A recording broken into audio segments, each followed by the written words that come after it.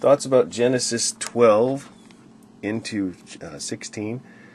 First off, in 12, remember Abram went further down south when God didn't tell him to do that, and ended up, well, actually that happens in this chapter, in Egypt. See, he says, "Get thee out of thy country and from thy kindred and from thy father's house into a land that I will show thee." And he takes him to the land, and then he goes on further without permission. It says in 9, and Abram journeyed going on still toward the south, after he saw the land that God was going to give him. And God didn't tell him to go down further. But look, he says, "And in thee shall all families of the earth be blessed." He says, "And I will make of thee a great nation, and I will bless thee, and thy name, and make thy name great, and thou shalt be a blessing." So he promises him that his seed will be blessed. But then look over here, when he gets down in Egypt, he says, he sees that he recognizes, okay, well, I'm going to get in trouble here because of Sarah. She's pretty good looking. The Egyptians are going to want her. But then look what he says. Where is it? Oh, I thought it was at the end of verse. Okay, right there. Verse 12. "Therefore it shall come to pass when the Egyptians shall see thee, that they shall say, This is his wife, and they will kill me, but they will save thee alive." See, he didn't believe the promise of God. He thinks they're going to kill him for her. So he's putting his trust in his wife rather than in the Lord. So now, of course, here in chapter 12, while he's down there in Egypt, he ends up with a handmaid, an Egyptian whose name was Hagar. So once again,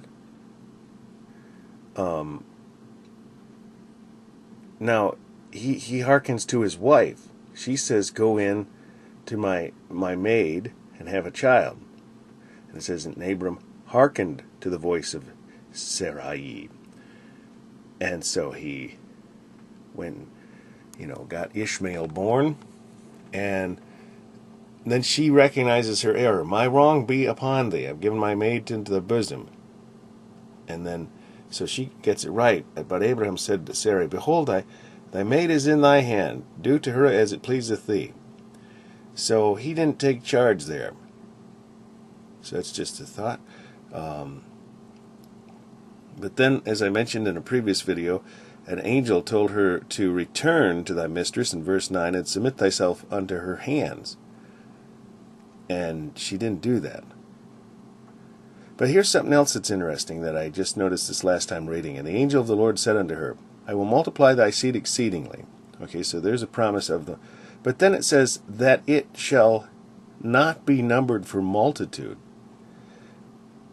And this is what might cause an opening up of discussion here below.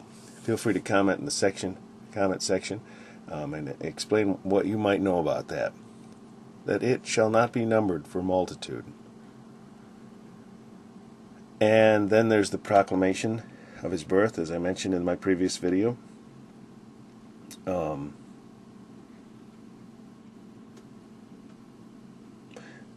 And I guess that's all I had. I think that's it. Well, then it's interesting because between chapter 16 and chapter 17, it says that he was 66 years old. So he was 86 years old. And then when we start in 17, it says that he was 99. So there's a 13-year lapse between chapter 16 and 17. And we'll now go into chapter 17 in the next video.